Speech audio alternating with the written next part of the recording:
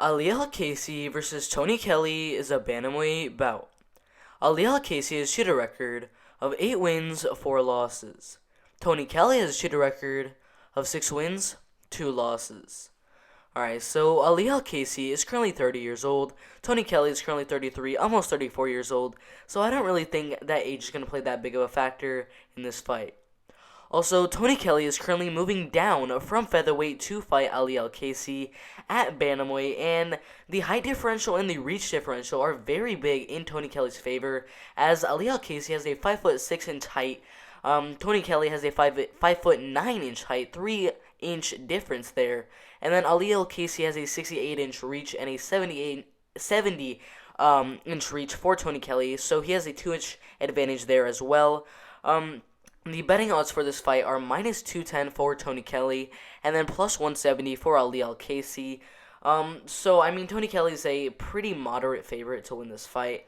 If you go to the Tapology predictions, out of about 1,200 different votes, 56% of the votes are actually going towards AlQaisi, so a lot of people are going towards the underdog to win this fight. 44% of the votes are going towards Kelley to win this fight, all of these votes mainly by decision. So prediction-wise, it's a very close fight.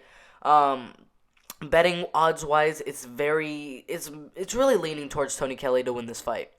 Alright, so AlQaisi started to screw off very, very, very, very bad with a unanimous decision loss and a first-round rear naked choke loss. Both of those two losses coming in his first 2 pro MMA bouts. He did come back with a unanimous decision win in his next fight after that, a first-round KO, and then a first-round guillotine choke. But in his next fight after that, against Yina Bao, ended up getting another loss at that time by unanimous decision.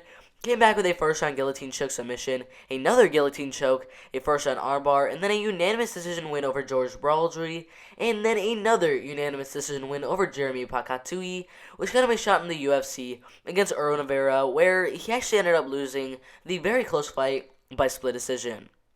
Alright, now, let's take a look at his opponent, Tony Kelley. Alright, so Tony Kelley started to screw up with a decision win, a first-round KO.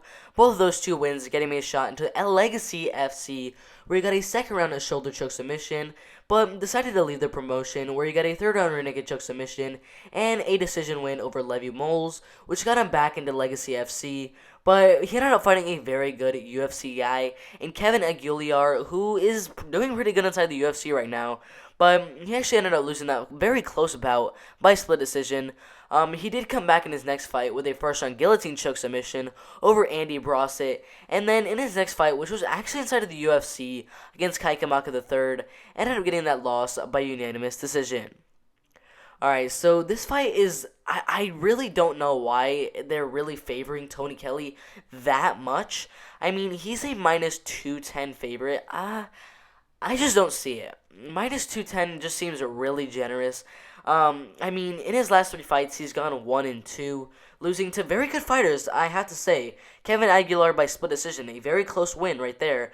And then a decision loss to Kai Kamaka. Both 2 very good fighters inside the UFC right now.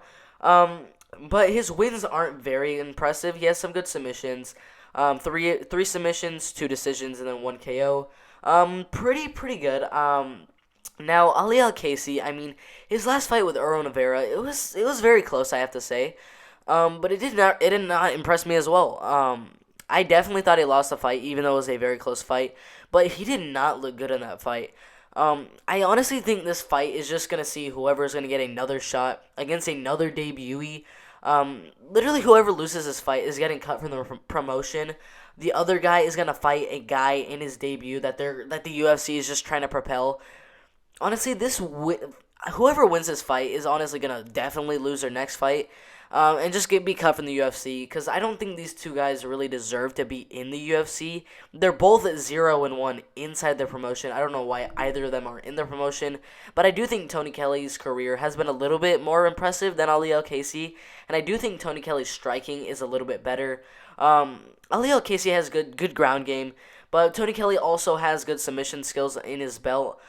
I think all of that will honestly get him the win by decision. I'm not very confident in this pick. I would stay away from this fight if you're betting on this or just predicting this one.